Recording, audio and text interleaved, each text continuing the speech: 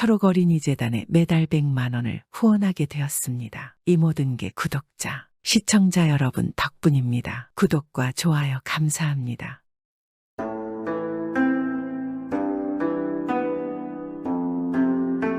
옛날 옛적 어느 바닷가 마을에는 한 늙은 어부가 살고 있었습니다. 어부는 어느 날부터 조상님의 계시다 하며 아들에게 날마다 남은 밥을 물에 던져라 머지않아 복을 받게 될 것이다 라고 아들에게 말하는 것입니다. 이 아버지는 정말 날이면 날마다 이 말을 아들에게 귀에 못이 박히도록 하였습니다. 그리고 아들은 효자였기에 아버지의 말을 잘 따랐습니다. 그래서 어려서부터 밥을 먹을 때 조금씩 남겨서 바닷물에 던졌습니다. 그리고 어느덧 세월이 흘러서 아버지가 죽을 때가 되었습니다. 아버지는 마지막으로 아들에게 당부했습니다. 아들아, 내가 죽더라도 내 말을 꼭 지켜야 한다. 반드시 매일 밥을 남겨 물에 던져라, 알겠느냐? 머지않아 그것이 복으로 돌아올 것이다. 네, 알겠습니다. 아버지, 반드시 그러겠습니다. 제가 무슨 일이 있어도 꼭 그리 하겠습니다. 너무 걱정하지 마세요. 아버지는 그렇게 마지막까지 같은 말을 유언으로 남기고 세상을 떠났습니다. 아들은 이후 아버지의 유언을 잊지 않고 날마다 바닷가에 가서 조금씩 남은 밥을 던졌습니다. 그런데 신기하게도 매일 똑같은 물고기가 나타나서 밥을 받아먹는 것이었습니다. 물고기는 매일매일 아들이 던져주는 밥을 받아먹고 몰라볼 정도로 자라났습니다. 그러더니 나중에는 그곳에 사는 다른 물고기들을 잡아먹으며 위협하기 시작했습니다. 그래서 작은 물고기들은 더 이상 못 살겠다고 생각을 하고는 다 함께 물고기 왕 용왕님에게 몰려가서 호소를 했습니다. 대왕이시여, 저희 바닷물에 굉장히 큰 물고기가 한 마리 살고 있습니다. 그놈은 날마다 저희 동료들을 잡아먹고 있는데 저희들은 아무 힘도 쓰지 못하고 있습니다. 부디 괴물 물고기를 처리해 주세요. 부탁입니다. 도무지 살 수가 없습니다. 이 말을 들은 용왕님은 경노하였습니다. 뭐라고 악하게 정말이냐 알겠다. 내가 바로 손을 쓰도록 하겠다. 내 이놈을 가만히 두지 않겠다. 용왕님은 즉시 부하를 보내서 악명 높은 물고기를 잡아오라고 시켰습니다. 그리하여 물고기 나라에서 가장 강하다는 군사들이 출동하였습니다.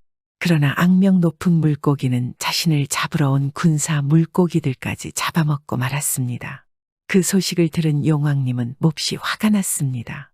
이런 감히 내가 보낸 용궁이 군사들까지 잡아먹었단 말이냐, 안 되겠구나.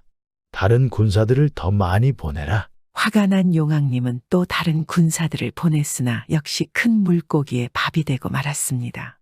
안 되겠다고 싶어진 용왕님은 자신이 직접 큰 물고기를 찾아갔습니다. 그리고 큰 물고기에게 호통을 치는 것입니다. 내가 바로 물고기들을 잡아먹는다는 녀석이로구나. 거참 바닷가에 수많은 물고기들이 살고 있지만 너처럼 큰 놈은 처음 보는구나. 용왕님이시오, 그럴 겁니다. 이 바닷가 근처에 살고 있는 어떤 남자가 매일 저에게 먹이를 던져줘서 먹이를 받아먹다가 이렇게 크게 자라났습니다. 몸이 커지다 보니까 먹이도 많이 먹게 되어서 아침에 고기를 잔뜩 먹고 저녁에도 물고기를 또 잔뜩 먹어야 겨우 제 생명을 유지하게 되었습니다. 저로서도 살기 위해서 어쩔 수가 없었습니다. 그렇다고 너의 동족들을 잡아먹어서야 쓰겠느냐. 죄는 내가 그렇게 자라도록 밥을 던져준 사람에게 있는 것 같도다. 내일 너는 너에게 먹이를 던져준 자를 끌고 오도록 해라. 용왕님, 알겠습니다. 제가 꼭 그 사람을 데리고 오겠습니다. 용왕님의 명령을 받은 커다란 물고기는 아들이 항상 먹이를 던져주는 곳으로 가서 이 아들이 물에 떨어지도록 함정을 파두었습니다. 다음날 아들은 평소에 하던 대로 남은 밥을 던져주려고 제 방으로 갔다가 갑자기 뜻밖의 함정에 빠져버렸습니다. 그리고 함정은 바닷가로 연결되어 아들은 그대로 바닷가에 빠져버렸습니다. 물속에서 입을 크게 벌리고 기다리고 있던 큰 물고기는 그 아들을 꿀꺽 삼키고 물속을 헤엄쳐서 용왕님에게로 갔습니다. 용왕님은 기다리고 있다가 큰 물고기가 오자 명을 했습니다. 왔느냐? 어서 너에게 밥을 매일 준 사람을 내게 보여라. 어떤 놈이기에 이리도 용궁을 어지럽히는 것인가? 내 이놈에게 죄를 물을 것이다. 큰 물고기가 용왕의 말에 따라 아들을 입 밖으로 토해냈습니다. 그러자 용왕은 정신이 하나도 없는 아들에게 물었습니다. 아니 인간이여, 도대체 너는 왜 귀한 밥을 물속에 던진 것이며 밥이 남아도는 것인가? 그렇게 풍족하게 사는 것이냐? 어찌 하루도 걸리지 않고 10여 년 동안 그리한 것이냐? 답해보거라. 아닙니다. 당연히 밥은 늘 모자랍니다. 제가 먹을 끼니도 없을 때가 많습니다. 그래서 어떨 때에는 내 끼니를 굶고 물에 던진 적도 있습니다. 다만 저희 손친께서 어렸을 때부터 그렇게 하라고 하셨기 때문에 유언을 계속 이어가고 있는 것입니다. 부친의 말을 어김없이 실천하고 있다는 말을 들은 용왕님은 아들을 다시 봤습니다. 그리고 순간 용왕님은 자신의 말을 안 듣고 항상 용궁에 분란을 일으키는 자식들이 생각났습니다. 너는 참으로 훌륭한 아들이로구나. 내 아들은 내 말을 듣지도 않고 아버지의 권세만 믿고는 아나무인처럼 살고 있는데 내 아들이 너의 밥만이라도 닮았다면 참 좋을 것을. 너의 이야기를 내 아들에게도 해 주어야겠구나. 아닙니다. 당연히 해야 할 일을 하고 있을 뿐입니다. 아버지께서 남기신 말씀이니까요. 자식된 도리로 그것은 당연하다고 생각합니다. 그래, 사실 나는 너에게 벌을 주려고 하였지만 너의 말을 듣고 보니 너와 같은 효자에게는 오히려 상을 주어야겠구나. 뭘 주면 좋을까? 용왕님은 잠시 생각을 하다가 너는 인간이지만 매일 용궁의 내 백성들에게 끼니를 나누어 주었다. 그리하니 너에게 인간들이 들을 수 없는 모든 동물들의 말을 듣게 해주겠다. 용왕님은 그리고는 아들에게 이 세상에 있는 모든 동물의 언어를 모두 가르쳐 주었습니다. 그 말에는 새들이나 짐승의 언어도 포함되어 있었습니다. 그리고 바다로부터 멀리 떨어진 외딴 섬에 그를 올려다 주고 사라져 버렸습니다. 그곳은 아직 인간의 발이 닿은 적이 없는 숨겨진 섬이었습니다. 아니 어찌 된 것이지? 이게 여긴 어디야? 내가 죽은 것인가 살아있는 건가? 내가 지금 꿈을 꾸고 있는 것은 아니지. 어찌 이런 일이 생긴 것이지? 아들이 섬에 지쳐 쓰러져서 주변을 둘러보며 상황을 파악하고 있는데 어디선가 까마귀 2마리가 날아와서는 아들의 머리 위를 빙빙 돌며 이야기를 주고받았습니다. 아버지, 인간을 좀 보세요. 살았을까요? 죽었을까요? 글쎄 잘 모르겠는 걸 움직이는 것 같기도 하고 아닌 것 같기도 하고. 아, 좋은 방법이 있어요. 인간의 눈을 한번 쪼아볼게요. 어이구 아들아, 안 된다. 내려가지 마라. 만약 인간이 살아있으면 너는 붙잡혀서 욕을 보게 될 것이다. 아버지도 참 걱정이 왜 그리 많으세요. 제가 쏜살같이 눈을 쪼아버리면 인간은 어찌하지 못할 거예요. 아들 까마귀는 아버지 말을 듣지 않고 아들이 누워있는 곳으로 날아왔습니다. 한편 용왕님 덕분에 까마귀가 주워받은 말을 모두 알아들은 아들은 아들 까마귀가 자신의 눈을 쪼으러 올 것이란 것을 알게 되었습니다. 그래서 미리 준비를 하고 있었습니다. 그리고 아들 까마귀가 날아오자 얼른 다리를 움켜잡았습니다. 으아, 이럴 수가, 살려주세요. 아들 까마귀는 비명을 지르며 놓아달라고 사정을 했습니다. 그러자 아버지 까마귀가 아들 가까이 날아와서 눈물을 뚝뚝 흘리며 애원하였습니다. 인간이여, 우리 말을 알아듣고 계셨군요. 지금 제 말도 들리신다면 제발 제 아들놈을 놓아주십시오. 제 아들놈이 실수를 하였습니다. 부디 놓아주십시오. 그렇게만 해주신다면 대신 제가 아주 좋은 비밀을 가르쳐 드리겠습니다. 제가 이곳에 엄청난 보물이 있는 곳을 알고 있습니다.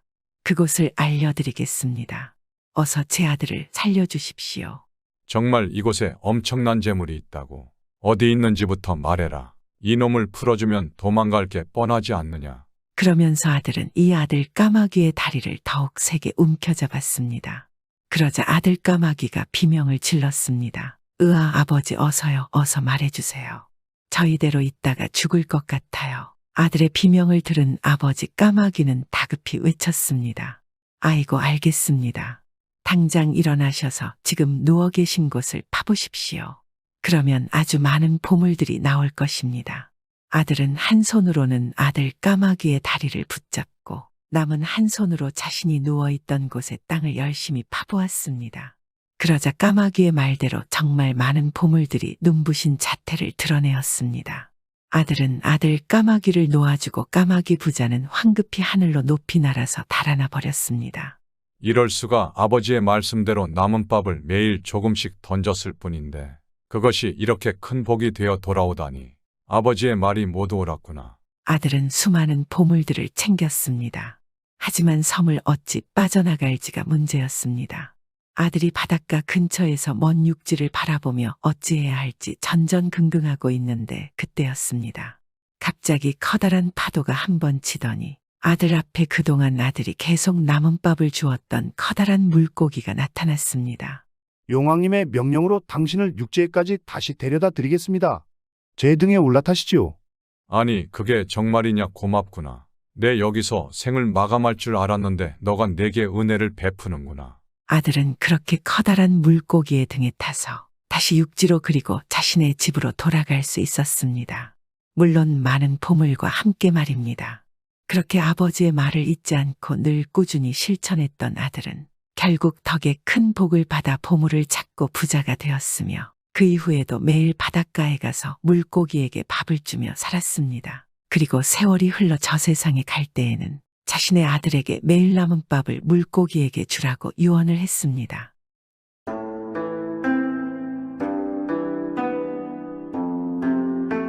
옛날 옛적 강원도 시골에 가난한 부부와 착한 아들이 살고 있었습니다. 어느 날 두 부자가 만주에 돈벌이가 잘 되고 살기도 좋다는 말을 듣고는 고향 산천을 등지고 만주에 와 남의 집 머슴을 하며 살았습니다.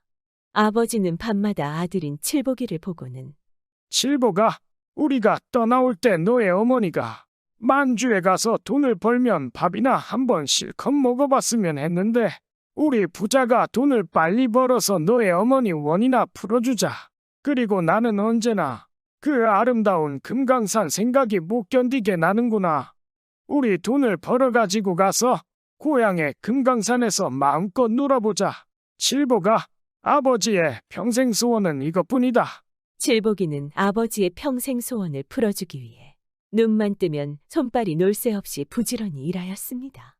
그런데 낯선 땅에 와서 1년도 못 되었는데 아버지가 병들어 자리에 눕더니 사흘이 못 되어 세상을 뜨고 말았습니다. 나이 20도 되기 전에 아버지를 믿고 낯설은 고장에 왔다가 아버지가 세상을 뜨니 갑자기 호된 몽둥이에 얻어맞는 사람처럼 제정신이 아니었습니다. 울자니 기가 막혀 울음도 안 나왔습니다. 칠복이는 그만 쓰러져 넋을 잃고 말았습니다. 하나밖에 없는 상주가 이러고 누워있으니 주인집 마님이 칠복이를 흔들어 깨웠습니다. 칠보가, 일어나 정신 차리게. 상주가 이러고 있으면 어떻게 하나? 내 술 한 독과 명태 한 두릅을 마련했으니 어서 친구들을 데려다 아버지 장례를 치르게. 민족은 달라도 낯선 고장에 와 태산처럼 믿고 사는 집이라 마님이 말하니 혼미 중에 있던 칠복이가 눈물을 머금고 일어나 친구들 4~5명을 데려왔습니다. 친구들이 오니 마님이 술과 명태를 내놓으며 술이나 마시고 칠복이 부친의 장례를 지내달라고 부탁하였습니다. 친구들이라야 다 남의 집 품팔이를 하는 사람들이라 주는 술은 한두 잔씩 마시더니 칠복이 아버지를 본나무 껍질로 싸서 지게에 지고 장례하러 산으로 갔습니다. 칠복이는 아버지 유체를 평생 소원대로 강원도 땅도 보이고 금강산도 보이는 곳에 묻자고 생각하였습니다.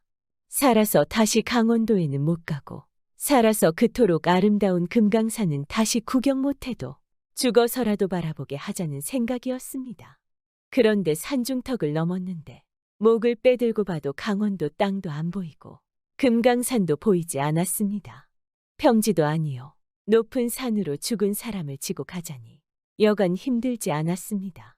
황소 같은 젊은이들이 서로 엇바꿔 지고 가는데도 힘이 들어 땀물에 전신이 흠뻑 젖었습니다. 미안한 건 칠복이뿐이지만 아버지 소원을 풀어주자는 것도 칠복이뿐이었습니다. 칠복이는 친구들을 보고 사정하였습니다. 내 소중한 친구들아, 내 말을 들어보게. 우리 아버지 평생 소원이 금강산을 다시 한번 가보는 게 소원이셨네. 또 우리 어머니가 강원도에 계시네. 그러니 우리는 이 산으로 자꾸 올라가다가 강원도 땅이 보이는 곳에 가서 우리 아버지를 묻어야 하겠네. 강원도 땅이 보이지 않는 곳에 난 우리 아버지를 모시지 못하겠네. 친구들이 다 칠복이의 말을 듣고는 눈물을 흘리며 또 산으로 올라갔습니다. 한참 올라가서 또 멀리 내려다 보았는데 강원도 땅은 여전히 보이지 않았습니다. 또 산마루를 향해 걸었습니다. 오르고 오르니 산마루에 거의 올라서게 되었는데 거기서 멀리 내다보니 강원도 땅이 보이고 아름다운 금강산도 보였습니다. 친구들아, 이제는 그만 가도 될 것 같다. 여기다 우리 아버지를 모시면 아버지가 세상 떠났어도 강원도 땅도 보고 금강산도 볼 수 있으니 여기다 모시자. 지게를 벗어놓고 같이 갔던 친구들이 엇갈아가며 굴심을 팠습니다. 굴심을 다 파자 칠보기가 묫자리에 들어갔습니다. 그런데 서서 보니 강원도와 금강산이 보이던 것이 반드시 누운이 푸른 하늘밖에 보이지 않았습니다. 칠보기는 묫자리에서 나와 친구들을 보고 말했습니다. 친구들아, 내 묫자리에 들어가 서서 보니 강원도와 금강산이 다 보이는데 누운이 하늘밖에 보이지 않네. 그러니 아버지 소원대로 강원도 땅도 보고 금강산도 보게 아버지를 세워 모셔야겠네. 칠보기의 소원이 그러니 친구들도 칠보기 하자는 대로 하자면서 그의 아버지를 세워놓고 묻어주었습니다. 칠보기는 묘 앞에 가서 술을 붓고 명태를 놓고는 절을 하였습니다. 아버지, 살아생전에 이루지 못한 소원이라도 여기서 평생 소원대로 우리 강원도 땅과 금강산을 보십시오. 불효자는 아버지 생전에 아버지 소원을 풀어주지 못한 것이 평생 한이 맺힙니다. 칠보기는 땅을 치며 대성통곡하였습니다. 그 바람에 같이 갔던 친구들도 같이 따라 울다가 넘어가지 않는 술 한 잔씩 하고는 집으로 돌아가게 되었습니다. 칠보기는 마님이 너무도 고마워 나무를 한 짐 해지고 내려왔고 친구들도 낯선 땅에 와서 남의 집에 의거하여 사는 사람들이라 저마다 나무 한 점씩 해지고 내려왔습니다. 어느덧 해가 질 무렵 나무 한 점을 지고 칠보기는 주인 집에 이르렀습니다. 마님은 칠보기 부자에게 인정 있는 사람이라 칠보기가 아버지를 묻고 얼마나 슬피 울다 왔겠느냐고 눈물 흘리며 밖에서 기다리는데 들어오는 걸 보니 빈몸에 들어오지 않고 산더미 같은 나무찜을 지고 들어왔습니다. 아이고 이 사람아, 오늘 같은 날에 나무찜을 뭐라고 지고 다니는 것이냐? 마님, 제가 신세를 갚을 길이 없어 나무라도 지고 왔습니다. 나무찜을 내려놓으니 마님도 슬퍼서 칠보기를 붙잡고 눈물을 비오듯 흘리며 울었습니다. 사흔날 아침에 마님은 칠보기에게 술도 주고 음식도 해주며 아버지 산소에 가서 3일째를 지내고 오라고 하였습니다. 그렇지 않아도 떠나려던 참인데 마님이 이렇게까지 생각해주니 눈물의 옷이 다 젖었습니다. 칠보기는 마님이 차려준 음식과 술을 가지고 산에 가서 묘 앞에 놓고 절하였습니다. 아버지, 강원도 땅도 보이시고 금강산도 보이십니까? 아버지, 아버지. 칠보기는 홀로 계시는 어머니 생각, 돌아가신 아버지 생각, 앞으로 외롭게 살아갈 생각 등 여러 가지 슬픈 생각에 잠겨 울고 또 울었습니다. 울고 울다가 해가 진력해야 정신을 차리고 나무 한 짐을 해지고 집으로 돌아왔습니다. 집에 돌아보니 해는 져서 날이 어둡기 시작했습니다. 마님은 아침에 산소에 간 사람이 해지도록 돌아오지 않으니 저녁을 지어놓고 밖에 나가서 기다리고 있었습니다. 그런데 방금 전에 머리가 헝클어지고 의복도 남루한 한 처녀가 이 집에 하룻밤 자고 가겠다며 찾아왔었습니다. 이 처자는 조선에서 갑부인 은행 주인의 딸 꽃분이었습니다. 하지만 은행에 불이 나서 아버지가 돈 가지러 들어갔다 그 불에 타 죽고 어머니도 불에 죽게 되어 아예 멀리 떠나 슬픔이 나 있고 배필이나 찾아 살자고 떠나게 된 것이었습니다. 마님은 그 처녀를 보니 차림새는 남루해도 생기기는 천상의 선녀처럼 절색이었습니다. 마님은 그 처녀를 보자 칠보기에게 짝을 맺어주고 싶은 생각이 불붙듯 하였습니다. 마님은 말없이 그 처녀를 자기 집에 들여놓았습니다. 그리고는 밖에 나가 칠보기를 기다린 때는 그 처녀가 온 뒤였습니다.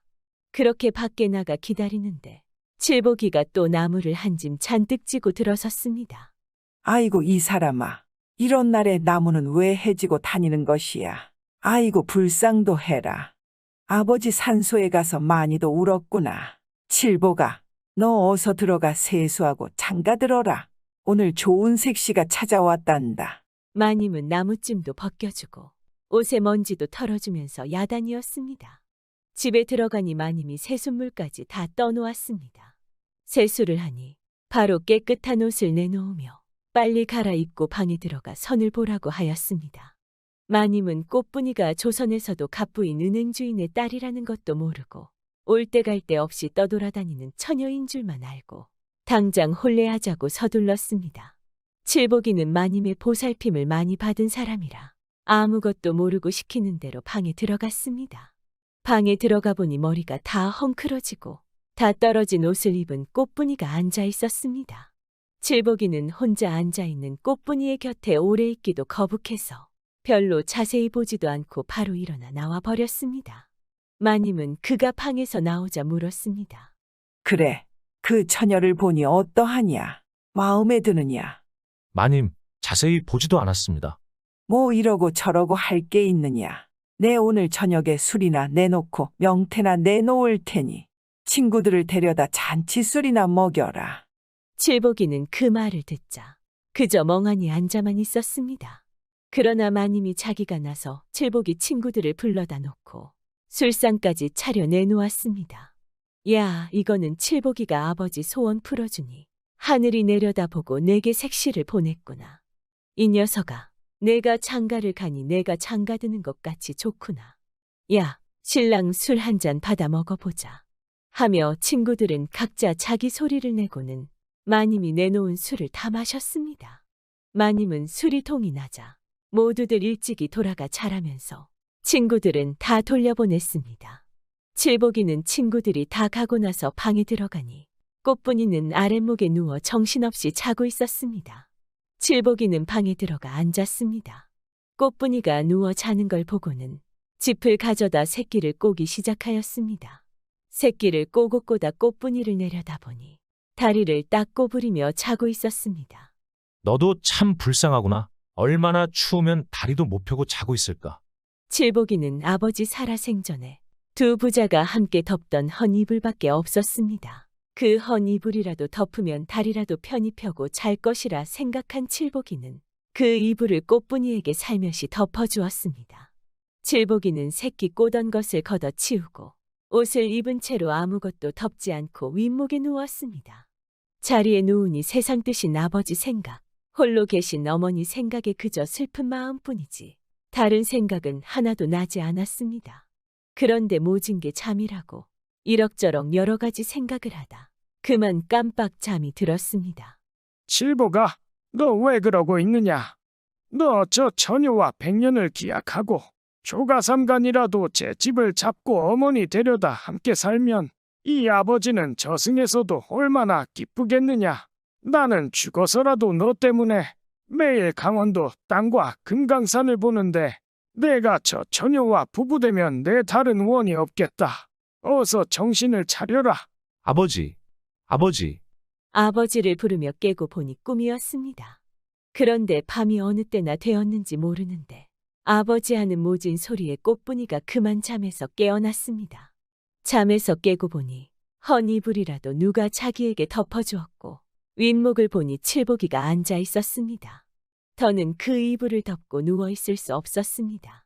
고마워요. 이걸 덮고 잠깐이라도 눈을 붙이세요. 저는 덕분에 잘 잤어요. 아니에요. 떠돌아다니느라 고생이 많으셨을 텐데 헌 이불이라 나무라지 말고 하룻밤이라도 편히 주무세요. 올 때 갈 데 없는 사람을 이처럼 보살펴주니 감사합니다. 그런데 부모님은 안 계세요. 부모님이 계시면 이렇게 낯선 고장에 와 떠돌아다니며 고생하겠어요. 사정이 그러하면 나와 같이 삽시다. 오늘 저녁 우리 둘이 한 방에 자리를 같이 함도 인연이 아니겠어요.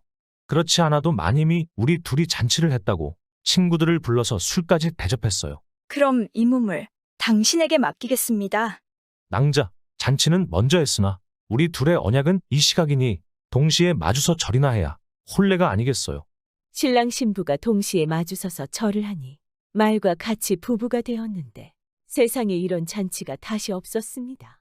마음이 비단 같은 마님은 칠복이가 혼례를 하자 사랑방을 내주고 그들에게 딴 살림을 시켰습니다. 그러니 이 부부는 마님을 하늘같이 받들었습니다. 딴 살림까지 차려놓고 칠복이가 일하러 나가려는데 꽃분이가 막았습니다. 서방님, 오늘부터는 품을 팔지 말고 내 시키는 대로만 하세요. 내 혼자 몸도 품 팔지 않으면 살아가기 어려운데 이쁜 아내까지 얻어놓고 일을 안 하면 어떻게 살아갈 수 있겠어요. 나한테 살방도가 있으니 오늘은 술집에 가서 손님들 하는 말이나 잘 듣고 오세요. 그리고는 아내가 돈 10원을 주었습니다. 강원도 시골에 살다가 살 길이 없어 만주 땅에 와 사는 신세인데 돈 10원을 손에 쥐니 평생 처음이었습니다. 그날 칠복이는 술집에 가서 기껏 돈을 쓰고 온다는 것이 술 한 대에 돈 30전을 쓰고 아내가 시키는 대로 손님들의 주고받는 이야기를 듣고 왔습니다. 서방님 잘 다녀오셨어요. 돈은 다 쓰셨어요. 돈 30전 주고 술 한 대 사 먹고 왔어요. 서방님, 그러하시면 안 돼요. 내일은 돈을 가지고 가서 술집에 온 손님에게 술도 대접하고 길 가는 손님도 대접하세요. 이튿날 꽃분이는 칠복이에게 돈 10원을 또 주고 그 이튿날에도 또 돈 10원을 주었습니다.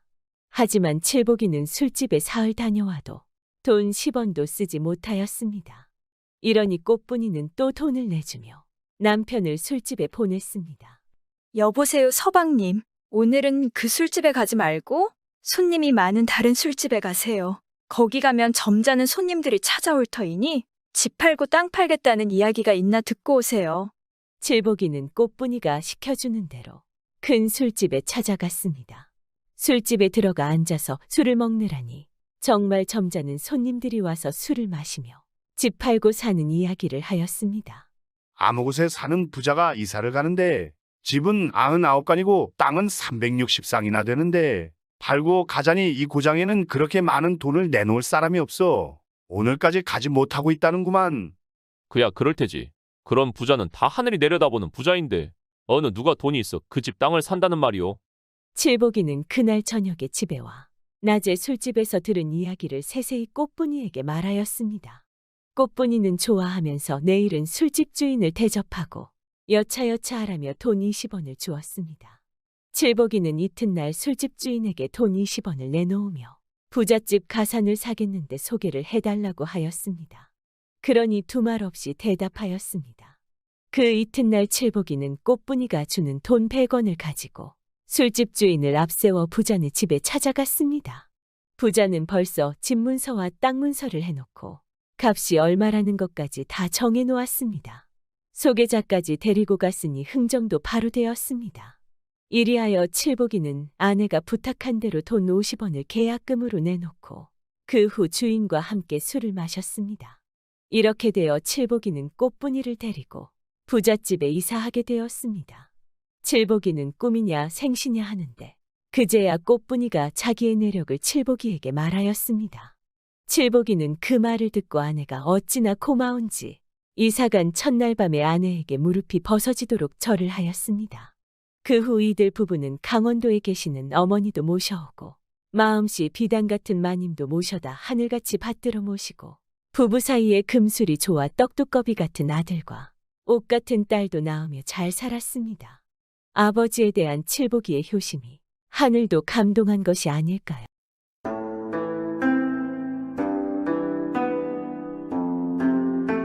옛날 옛적에 백두산 기슭에 총각 머슴이 살았는데 주인집 양반이 그동안 일한 세경을 주지 않고 쫓아냈습니다. 머슴은 성품이 착하고 홀어머니를 극진히 모시는 정말 괜찮은 사내였습니다. 이런 머슴이 아무것도 없이 쫓겨나니 생계가 막막하지 않겠습니까? 자기는 괜찮지만 병든 홀어머니가 걱정이지 않겠습니까? 그래도 이 머슴은 부지런하고 생활력이 강해서 이것저것 닥치는 대로 일했습니다. 그래도 입에 풀칠하기가 쉽지 않았습니다. 아무것도 없는 머슴이 뭐 할 일이 그때는 뭐 있겠습니까? 그래도 집에 지게 하나는 있어서 매일 산속으로 나무를 하러 갔습니다. 이 총각은 날이면 날마다 백두산에 올라가 나무를 해다 팔아서 병든 홀어머니를 봉양했습니다. 한 번은 동지섣달 추운 겨울에 산에 가서 나무를 하는데 어디서 희미하게 앓는 소리가 들리는 것입니다. 사람이 몹시 아파서 앓는 소리 같은데 도무지 이 산 중에 누가 살기에 저런 소리가 나나 하고 소리 나는 곳으로 가봤습니다. 가보니 전에 못 보던 움막에 앉혀 있는데 앓는 소리는 거기서 새어나오는 것입니다.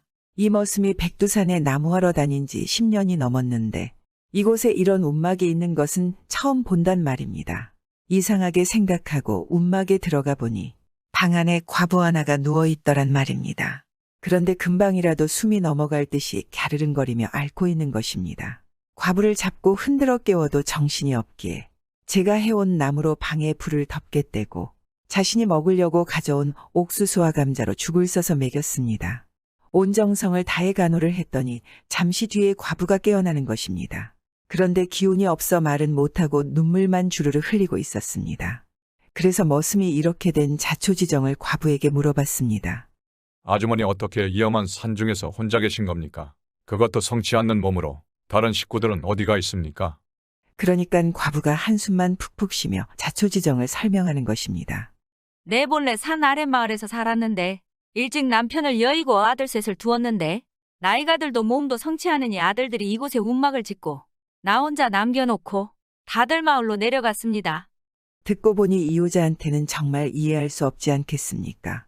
아무리 먹고 살기 힘들지만 이렇게 나이 들고 병든 어머니를 버려놓고 가버리면 여기서 혼자 죽으라는 것 아니겠습니까? 금수도 그런 짓은 하지 않지 않겠습니까? 하물며 아들 셋 다 똑같은 나쁜 놈인 것입니다.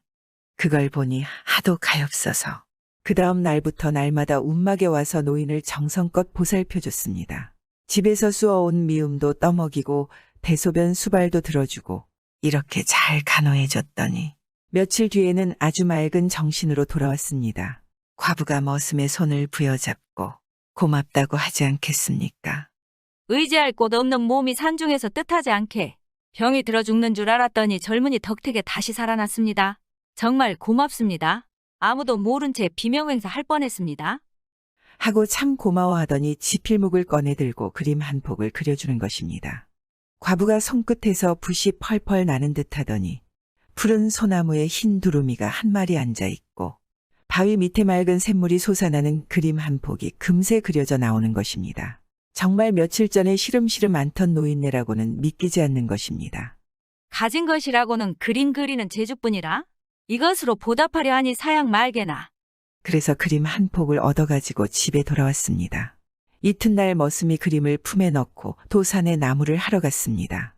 그런데 웬일인지 어제까지 그 자리에 있던 움막이 온데간데 없지 뭡니까? 움막이 없으니 노인도 없지 않겠습니까?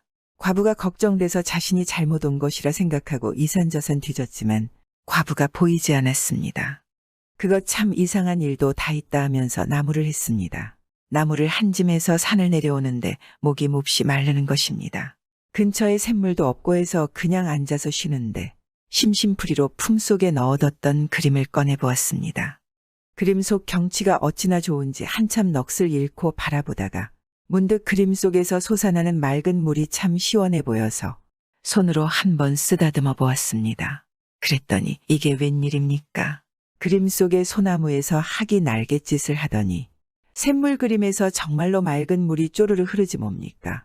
그 물을 손에 받아 마셔봤더니 이게 물이 아니고 술인 것입니다.